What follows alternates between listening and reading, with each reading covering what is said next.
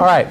Well, thank you. I'm going to take a little bit of a different tack today. After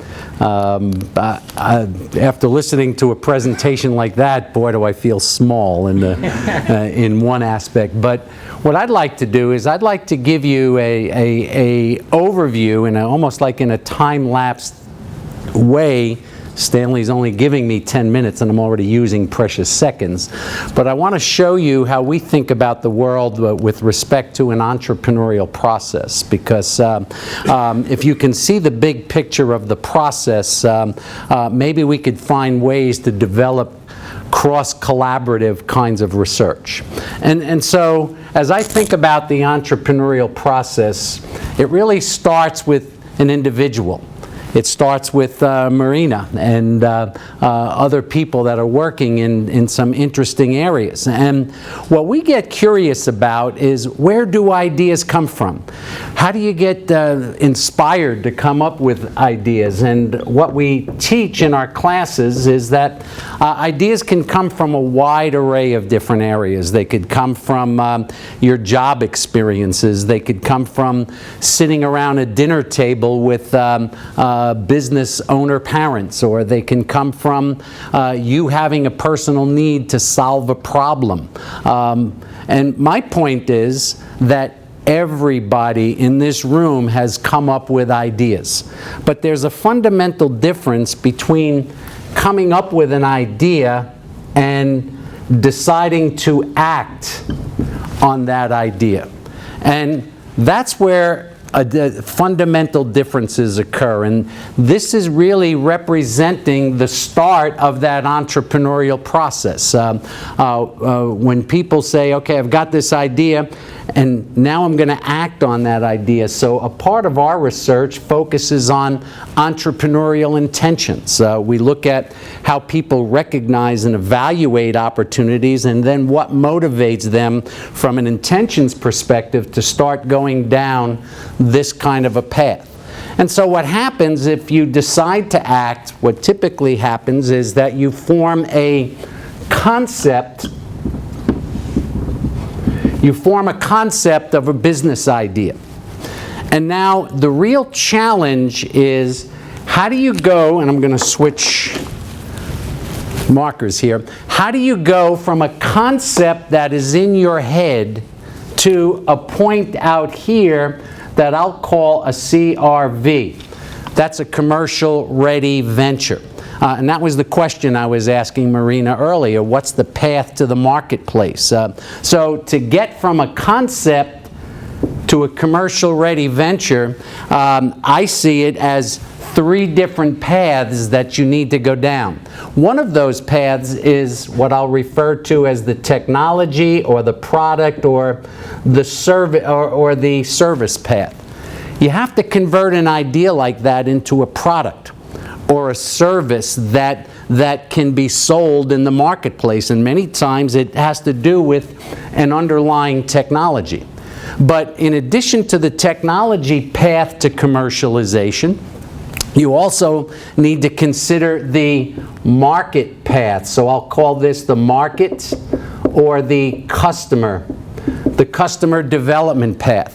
Now, that may sound quite easy. I mean, if I develop this product, surely we'll be able to find customers. But it's not that simple.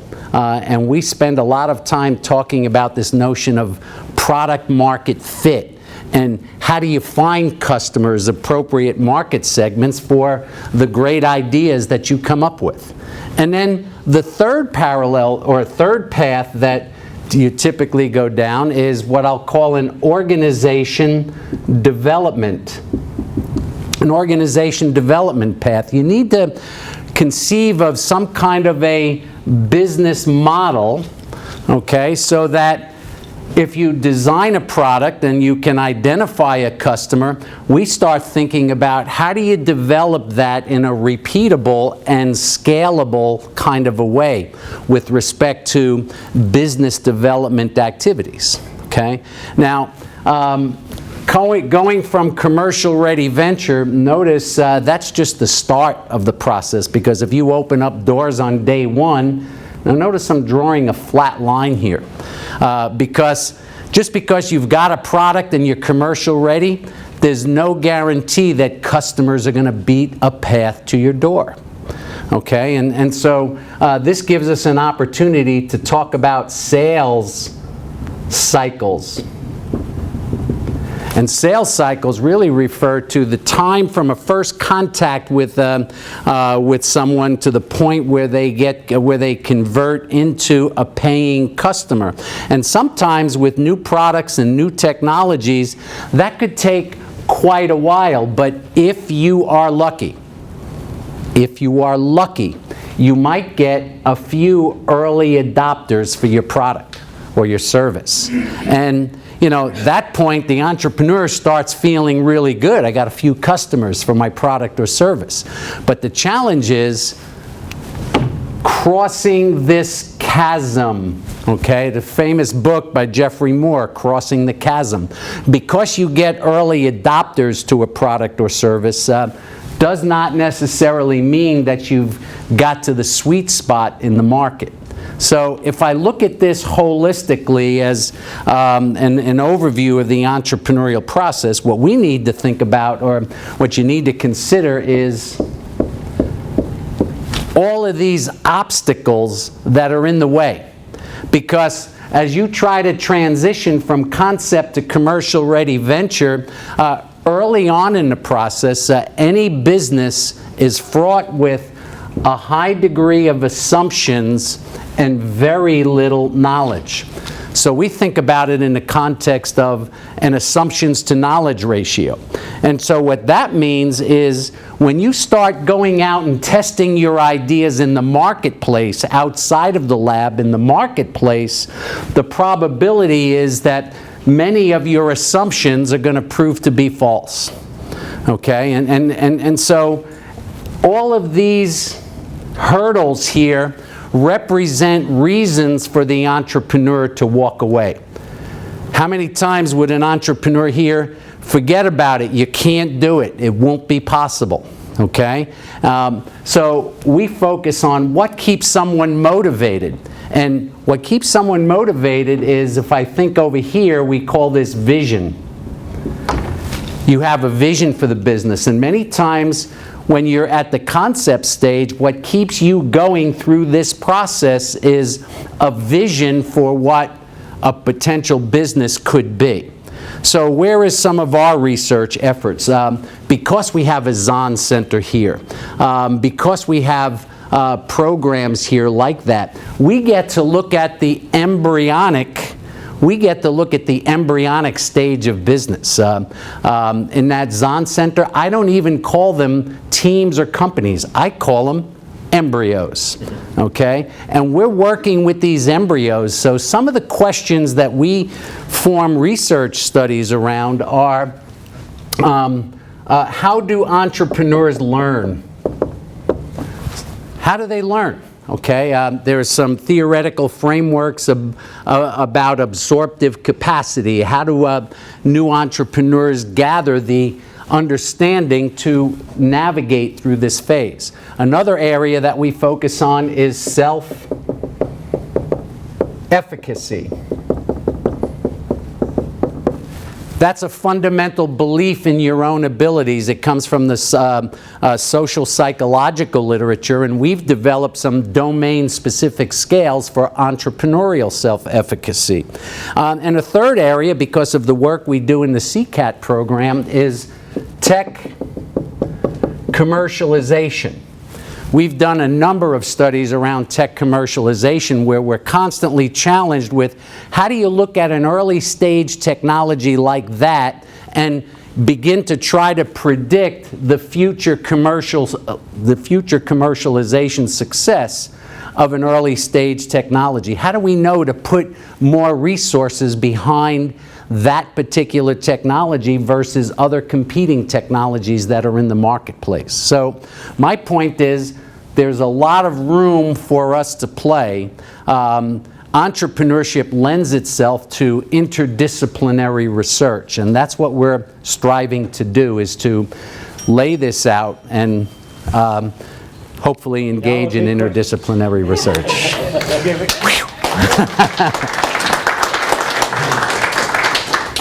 Anyone, Sandy? So what seems to inhibit a lot of people in the biotech realm from going toward commercialization is the oftentimes loss of control to, in quotes, the business people. So that you have your sense of identity, your product, your scientific idea, but in order to commercialize it, you have to bring on the experts in the business field, and somehow the scientists end up getting diluted out and lose interest or control. So is there any model where there's a more favorable outcome, where it's a win-win type thing, where the scientist stays involved or learns how to do the business? Well, I mean, we hope there's win-win in this whole process. And you know, frankly, I mean, what we really need to think about in terms of commercialization, probably the most important aspect of it is having a sound technology, no doubt about it.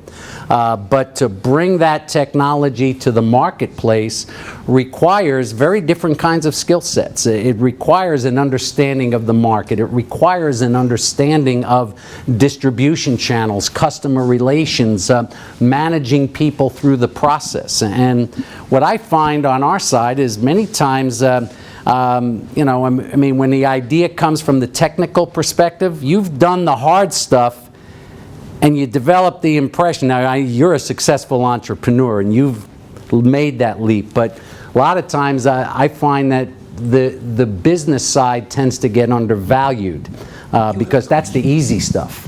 And so we can have a debate about that, but, you know. Alex, you mentioned this I-Corps. Could you say something about that? It might tie into this. Okay, which part of what we're trying to do, I mean, we've got a grant from the National Science Foundation. It's an I-Corps node, and this grant covers the entire CSU.